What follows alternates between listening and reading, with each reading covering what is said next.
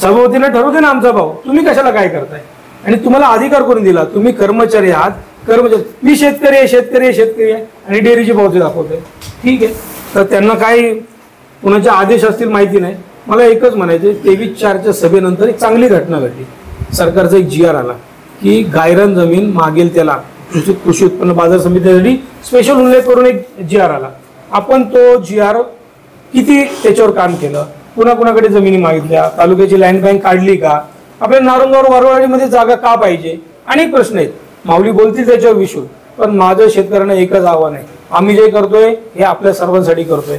ठीक आहे, काही निगेटिव्ह पसरू दे त्यांना, शेवटी त्यांना दुसरं काम नाहीये, दुसरा मुद्दाच नाहीये त्यांच्याकडे. काय आता आम्हाला बदनाम करायचं. ठीक आहे, आम्हाला बदनाम केले नाही, तुमचं काही केलेली चूक किंवा केलेला गैरव्यवहार हा कमी होणार आहे का? माझा याच्यावर विश्वास आहे मित्रांनो. माझी रेष मी मोठी करणार तुमची रेष बारीक करण्यापेक्षा, आणि नेमकं तेच करतायत.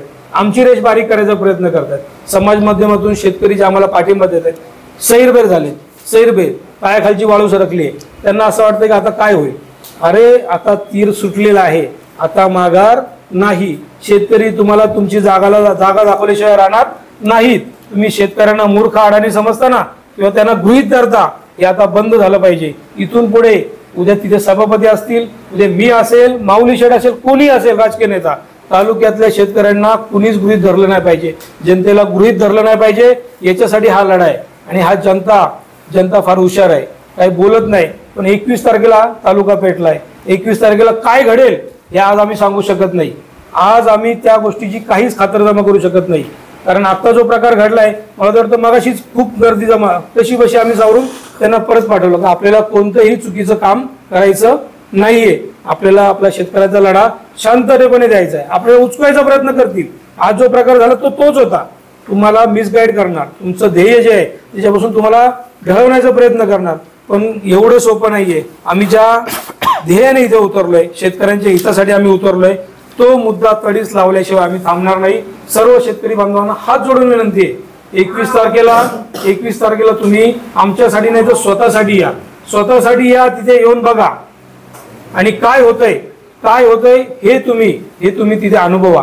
तुमचा खारीचा वाटा हा शेतकऱ्यांच्या हितासाठी, भविष्यातल्या ह्या काही अनागोंदी कारभाराला चाप लावण्यासाठी फार मोलाचा असेल. तुम्ही जे छोटं एक माणूस थेंबे थेंबे तळे साचे, जर कोणी म्हटलं मी नाही गेल्याने काय होईल, तुम्ही नाही गेल्याने सगळं काय होणार आहे. आतापर्यंत जे आपण सहन केलंय हे आपल्या गप्प बसण्यामुळे झालंय. आज आपण बोलून उठलं पाहिजे, पेटून उठलं पाहिजे, अन्यायाला वाचा फोडली पाहिजे. निदान तिथे उपस्थित राहून आमचा उत्साह वाढवला पाहिजे. आम्ही तुमच्यासाठी लढतोय. आम्हाला काही घरची कामं नाहीत म्हणून आम्ही काही करत नाहीये, आम्हाला सगळी कामं आहेत, परंतु आम्ही तुमच्यासाठी लढतोय. बाबांनो, हात जोडून विनंती आहे, 21 तारखेला या. चव्हाण साहेब, एक प्रश्न तुम्ही मगाशी म्हणाले की बा आम्ही काळे साहेबांच्या घरी गेलो होतो. मी नाही म्हणालो साहेब असं, ते म्हणाले. तुम्ही खरंच गेले होते का? अजिबात नाही. मग मीच तेच सांगतोय ना, त्यांनी सांगावं ना आम्ही घरी गेलो होतो, काय बोललो, आम्ही किती मागितले, त्यांनी किती सांगितले, सांगावं त्यांनी. तुम्ही घरी गेलेच नाही? आम्ही गेलोच नाही साहेब.